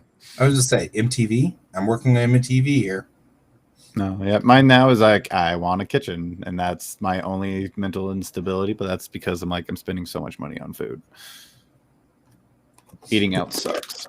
Like I like eating out. Don't get me wrong, but like when you do it, When you have to do it when you have to do it, it sucks. yeah, every day for like a month straight, like you're just like, this is ridiculous. Yeah, I agree. So is the paperboard on the back actually in there, or is that your own overlay? Your paper in clip. What do you mean? Okay. You mean the background here? This Yeah. all of that? Yeah, these are my new pages for Foxtail Oh, Comics. they're yours. Oh. Okay, they are your pages. Okay. Yeah, they're my pages. I do not remember seeing this kind of layout in clip. Hold on. Right. This is a Foxtail Comics 11 by 17 Nice. set for manga. Yeah. So if you set it, because manga's aspect ratio is slightly shorter than it is, so if you do a comic page on 11 by 17 and then shrink it down, it comes out at whatever that is, 6 by 8. I don't know what the Something actual like that. I can't remember. But if you do manga at this, you've got to shrink it down to something like 5 by something. It's 5 by 7, 5 by 8, something like that. The size ratio is It's slightly different. So I have pages that have more space at the bottom down here, because that way this shrinks down to the correct size. Right. And I actually then have all of this stuff to remind me what the hell I do on here. Like, your gutters have to be 4 of these units. Your brush has to be at 20 point. Oh, your nice. Tone at 60 LPI, otherwise it'll look weird. Nice. Because then when you do the reduce, it's reduced 54%, so it's at 140 millimeters by 170 DPI. You printed off any of your books yet, or no? Some of them, Some? Okay. yes. I mean, I've printed them. I've never published anything, but I printed them at size so that I know that they look right. Published, self-published is the same thing. So. No, I mean, as in like I printed it on my printer over there. So Nice. So reduce down and then print it out and grab, let's say my Macross 7 manga and make sure that the pages look similar. Right. And that. So do they fit? Do they match? Looks semi better. Oh, I hate that hand. So, it's gonna be emotion. It is a little bit difficult to do the pages in a way that it's a little difficult to get prints on manga size. Although my printer out in New York that I've used for 100 years, which is Superior POD. Oh, it's like Diamond? No, it's Superior POD. They just recently made it so that you can print manga size. Oh, So now they can do manga-sized tankobons.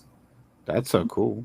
And so I'm going to, in fact, draw this and then ship it out and see if they'll do a tankobon for me. Just to see what it would look like.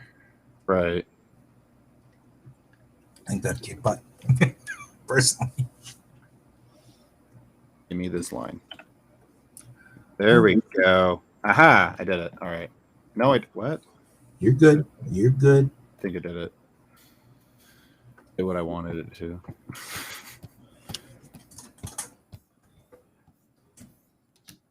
Actually, that was something that Ron had said whenever I posted the first pictures out of here. I was all excited. He's like, I like that rig. And I'm like, well, thank you. I made it I myself. made it myself. Yeah, pretty cool. 3D modeling is a lot of fun. Once you actually understand it, it becomes a totally different monster. Oh, yeah. I'm currently, I got another class in Maya this semester, which I'm excited about. And we're supposed to be getting into the whole texture mapping and all that other stuff this time instead of just building. Because that's what we were, the original one. I showed you some of my 3D stuff, right? Yeah, you did. The original class, I was actually kind of surprised. I was talking to my teacher. I was like, so why aren't we doing any of the texture stuff? He's like, oh, they actually just moved that last semester over to 3D modeling too. And I was like, oh, that's stupid. He's like, yeah, I mean, we go in for like a semester. I'm like, yeah, but a semester is not enough to actually like not 1 week is pretty much all we were in. And I was like, that's not enough just to process what the heck we just learned. Right. And he's like, yeah, no, I get that. He's like, put that in the review so everybody else sees that because I'm in the same boat. I'm like, okay, cool, I will. Fair. Yeah. Because I was like, if you're just going to do that, like, just leave the whole section for the other class if that's really what's going on, because it's not enough really to. Like, it got me interested. Like, it got me interested to go into the next class, but it was still like not enough to like hook me. Or like an everyday person, I don't think it would hook them. You know. Right.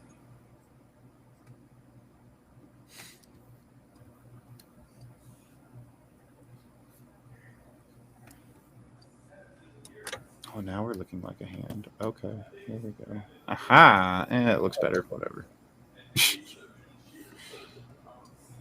I'm having the problem of like I want to be perfectionist, but G and all of them are like, Colton, it's going to be in motion. No one's going to see that. Like, that's fair. Yeah, I mean, nobody's gonna. If someone's nitpicking it that far, they have problems. I'm like, that's fair. Yeah, they've got bigger issues than you don't have to worry about them. I'm like, all right, you're right. I'll stop trying to be perfectionist. It doesn't do us any good.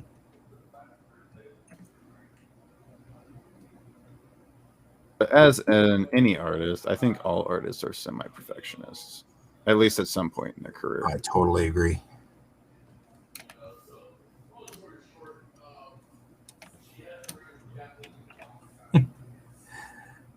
Your construction crew is pretty loud, although it's not disruptive. So don't worry about that. Yeah, I'm say just something. saying What's that he saying? they are really like I can really hear them. What's he saying? I'm just curious how well this. Nothing. I hear. Okay, see, all you hear is muffles. Okay, cool. Yeah. I was curious. Like, I can hear the full blown conversation. I was like, can you actually hear what he's saying? That's pretty crazy. My mic picks that up. Yep. Because they're all the way downstairs. I'm on the second floor. That's why I was like, wow, if you really can hear them that well, shit. This is a good mic. Mm-hmm. Nope, we can't hear them that well. But as long as you only hear yeah, their language and stuff like that. So them saying bad words. Stuff. No, it sounds like they're talking about the whole situation that we're all in with this project. Yeah, it's actually weird. I had the guys out here to replace the service on my house, and they got into it and realized that the box isn't going to fit, and it's the only box they can find because COVID has slowed everything down. That now going to have to go back. They had to put everything back together again, turn the power back on, and all this stuff, and then they go back.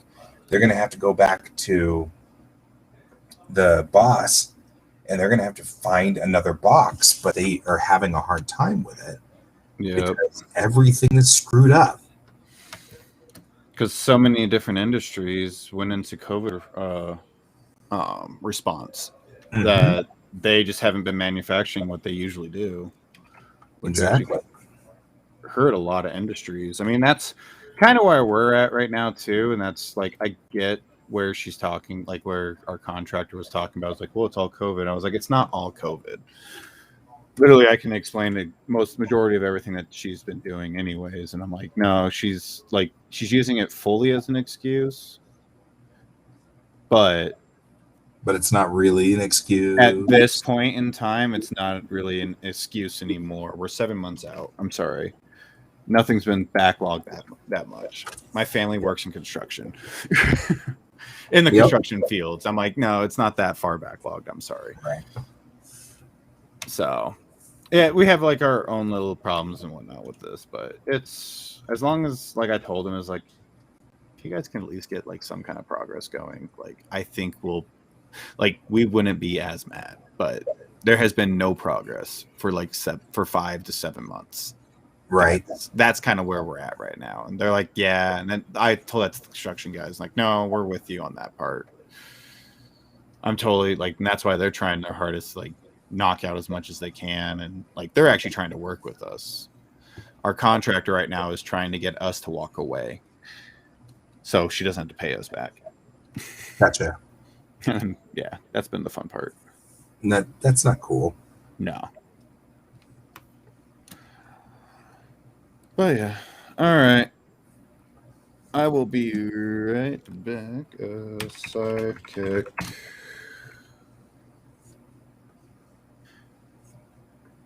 And save. All right. Yep, be sure to save. In fact, I will hit the save button right now and wait, because it takes a second for Clip Studio to get its act together. Okay, we're good. All right, I'll be right back. I'm going to take like a quick walk around break and use the restroom in that. Sounds like a thing, although we only have 7 minutes left. Okay, well, that's fair. I guess really good. Don't take a 7-minute break. I'll just wait for 7 minutes then. Right, you'll wait 7 minutes if you have to.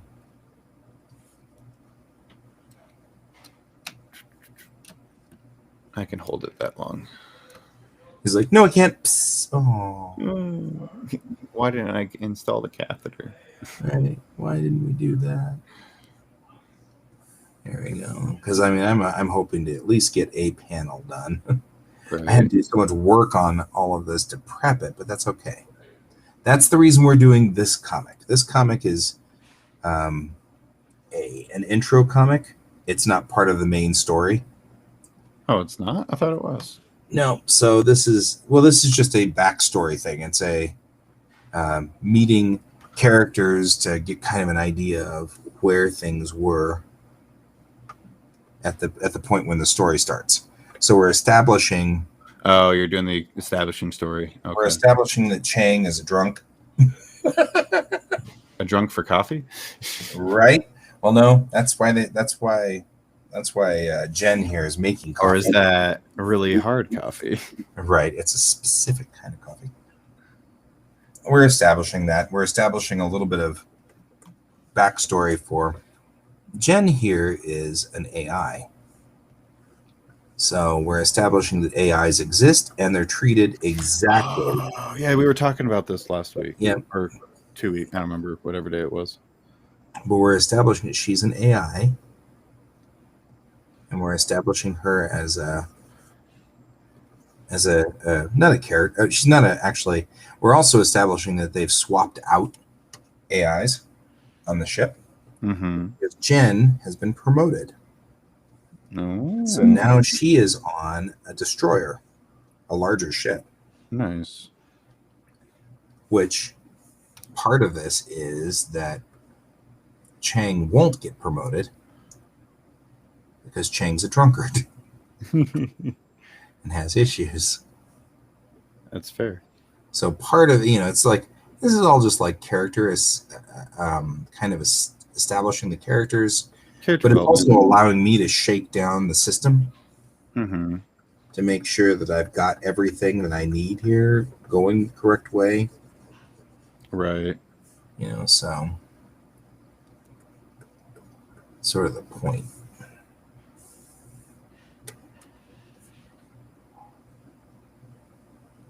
So what are your plans this week to get done and achieve? So I have Or this coming week? This coming week, I'm looking to just continue with this, but Ron has started to kind of make rumblings about me doing book 2 of the Fortier? Uh-huh. Nice. Congrats. So like I had done this book, and now I have the second book yeah. in my to-do list. So we're going to, I have to read it over the weekend, and kind of get an idea of where we are in the story, what's going on, what's happening, that kind of stuff, so that we can start doing that. That's production that's going to start this week. It's gonna be- Nice. That sounds like fun. yeah, always good to do work that's going to show up somewhere. So I'd say all my published work is all gone now. So so anyway, that's what's going on this week. What about you? I mean, obviously you've got this job. What are you doing in school? So school starts on the 17th, which is really soon. Sooner than we'd like to think, because that's like Tuesday, isn't it? Something like that. It's like early access, so they'll let you into the class. You'll be able to talk to the instructors, kind of like get to see who everybody is, you know, all the basic stuff. I'm doing that. But doing this, and then I have an interview on Monday for a potential animation gig. Nice. We'll see if it actually goes through. I kind of want to see what kind of job it is first. And whether it's for exposure or not. Well, no, I don't think it's for exposure, but is it actually like continuous? Is it just for like, hey, here's one job and you're done in a week, you know, kind of thing? And like, it all spurred because of this project I'm working on right now. Nice. Which I'm like, all right, cool. I'm excited to see. Yep. But like, if I do that, which is going to be kind of weird for me talking to my boss about it, because I literally just switched positions this week to a new position that I was like, all right, cool. And like, oh, you have to commit for 6 months. I'm like, all right. And then if this actually takes off, I'm like, well, you're all going to hate me in a minute. Right. I'll tell you this, but you know, when I said I was actually moving to California because of career-wise, well, I'm staying, but it's not here. yeah. But yeah, I hear that. it's kind of what it is. I'm figuring it out, but yeah, hopefully that goes well. We'll see. That's kind of where I'm at with that. Yeah, that's cool. Oh no, it was a funny thing though. Is like I was watching. Was it watching or reading? I can't remember. I've been doing both, but did you ever have you ever seen the show or read the manga New Game? No, I'm missing. That was actually something another person was bringing up. I'm missing a lot of modern manga. It's actually pretty. It's like very group of girls. It's all based off of them. It's fun. Cool. The main character, she's a high schooler that she just got out of high school. Started at a video game company as a character designer. Okay. At her like top company that she's always wanted to work for. And it's so like the actual creator used to work in the gaming industry. So they actually have like little tidbits in the back of like, I've always just wanted to like kind of like I worked in the game industry for about 5-6 years. I learned a lot, all this stuff, and now like I wanted to make a comic about everything that we go through and like all that stuff. And I thought it was like the parts that I'm always like, these are the hardship parts where it's just terrible, but like apparently how I wrote it still makes it like worthwhile to be there, right? Because of the friendships you make and all that other stuff. And like, yeah, they tackle the like the dirty parts of the industry. Nice. A little bit, very minuscule. But it's still cool. I mean, yeah, like the basic stuff of like, what did they say in the one chapter? Like, one of the characters, like their salary, like so, like everybody's salary, and the new character, she's like freshly 18, just joined the workforce, didn't go to college, doesn't do any part-time jobs, all that stuff. So she has no idea. And then like someone brings up the part-timers, like, why don't the part-timers work on the weekends with us? And they're like, oh, because they'd be making more money than you. It's like, is that why we're salary? So they can overwork us and blah, blah, like went off on like a quick spiel. And I was like, that's hilarious. But that's true of everywhere. I mean, that's true here. Oh, yeah. That's It true is. in every stupid. But also you got to look at it too. Like when she says that, and I'm salary and the part-timers are going to make more than me. Like how much are these part-timers getting paid, or how much am I getting paid actually? Right. You know, and it was like, yeah, that's kind of part of the industry. You're all right. Damn. All right, cool. Yeah. Like he kind of tackles some of those like little tiny things that everybody always wants to hear and whatnot. Does not really go in that I know of yet, because there's still like 5 more books I still need to go through, I think. But because they don't go into like the whole Blizzard fiasco that's going on right now. Right. Driven society thing. So I'm kind of curious how that's going. But also like Japan's different in their workforce than America is too. You know? Yeah. Oh yeah. In certain fields, at least. Well, and that is something to kind of ponder. Is the it's like I can't get this straight. There you go. It's not gonna. I'm just trying to extend this so it doesn't look obvious that the 3D model ends there. Oh yeah, I get it. Make But sure your it backgrounds looks- are consistent. It looks solid. I mean, that looks like a perfectly reasonable. Yeah. I mean, Looks if I go here, you know, that's a good Yeah. good frame. So, and you know, okay, so it took me 2 hours to get one frame, but we had to build a coffee cup and we had to come up with a new design for how we're going to overlay beep beep beeps, because But now you have all that stuff in the frame. now all You those can always procedures are reuse. done. We don't have to do it again. Yeah, you can reuse them anytime you want. Yeah, exactly. That's the best part. So she has a long spiel. The script has, I think the script calls for 75 words for this particular panel. She has a long spiel to say. And the rule generally is you only put 25 words in a balloon. So Oh yeah. I've got to put 3 balloons on this frame. So I've got to make sure I've got the space for 3 balloons, and you can see the business. Yeah, The that she's business. going through. Yeah, so that you can see what she's doing. I know. I just like how you said that. So I'm trying to decide how I'm going to do that Uh-huh. and stay inside the safe, because I've got. I mean, you can see the safe is right here, so I can't put any of the bubbles in this spot right here, because that's outside the safe. So everything has to be inside this box somehow.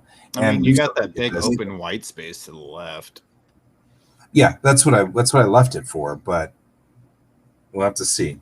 I have to see how the bubbles go in there. They may not go in right. Yeah. You And can allow always, me to, great thing with the bubbles though is you can always maneuver them. oh yeah. They're not like a stationary thing where you can be like, well, put them on a new layer. You can just move them around. Be like, I like it here, so this is all gonna go. Right. So, okay, well, we are at the end of our show.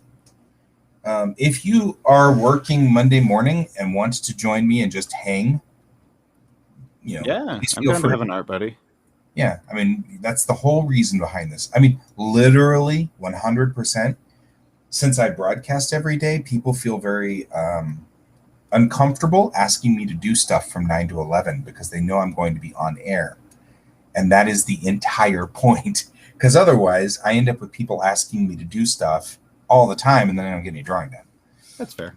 So I use it as Your time. this is our time. We know I'm going to be out online. We know we're going to be out there, and hopefully I'm giving important stuff that other people can watch or whatever. At least it's interesting. So, Right. okay. Well, thanks for joining me, Colton. Yeah, anytime. You can now go take your break and go pee. All right. Person. See you later, my friend. Have a good weekend. We'll see you And everybody else, have a good weekend and keep your eyes on the stars. Bye-bye.